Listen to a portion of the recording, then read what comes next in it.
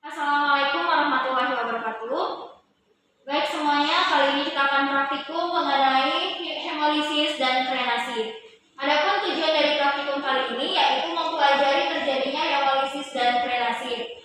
Untuk alat dan bahan yang dibutuhkan, yang pertama ada kamera HP, ada stopwatch, kemudian ada alat tulis, ada tabung reaksi, ada rak tabung reaksi, ada pipet tetes, kaca objek, kaca penutup, mikroskop, dan gelas ukur. Sedangkan untuk bahannya sendiri yaitu ada darah, ada larutan NaCl dengan berbagai konsentrasi, yaitu ada konsentrasi 0,9%, 0,3%, 0,5%, 1%, dan 3%. Kemudian bahan yang lainnya itu ada alkohol dan ada kapas.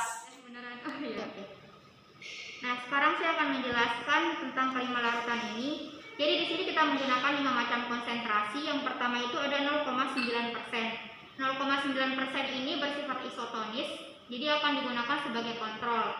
Nanti pada hasilnya saat diamati di bawah mikroskop, sel darah merahnya itu akan masih berbentuk bikonkav atau masih dengan 0,5%. Ini bersifat hipotonis, di mana sel darah merahnya akan mengalami hemolisis. Dan untuk dua yang terakhir yaitu 1% dan 3% ini bersifat hipertonis, di mana sel darah merahnya akan mengalami frenasi. Baik, selanjutnya setelah kita memasukkan larutan NaCl dengan berbagai konsentrasi sebanyak 5 mili kepada masing-masing tabung reaksi ini, kita akan memasukkan 2 tetes darah. Kita akan menusukkan salah satu jari kita dengan lancet. Jadi untuk mendapatkan darah, kita akan menusukkan salah satu jari kita, jari tangan kita. Sebelum kita menusukkan jari tangan kita menggunakan lancet, kita akan memijitnya terlebih dahulu hingga jari kita memerah. Kemudian setelah itu kita akan bersihkan jari tangan kita yang akan ditusuk menggunakan alkohol 95% dan menggunakan kapas atau tisu.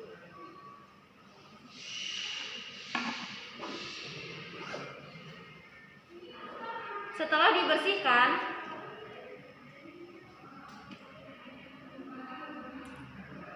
kita akan menekan sedikit jari kita hingga memerah seperti ini. Kemudian baru ditusukkan dengan lancet. Selanjutnya darah yang akan digunakan itu kita masukkan ke dalam tabung reaksi sebanyak 2 tetes dengan bantuan pipet tetes. Kemudian setelah masing-masing tabung reaksi kita teteskan sebanyak 2 tetes darah, kita akan larutkan dengan cara mengocok. Setelah dikocok, kita diamkan tabung reaksi ini yang berisi larutan darah selama 30 menit.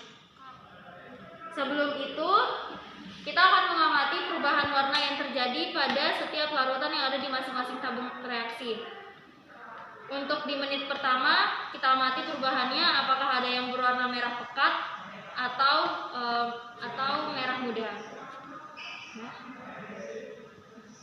Selanjutnya kita amati lagi perubahan warna yang terjadi di menit ke-30.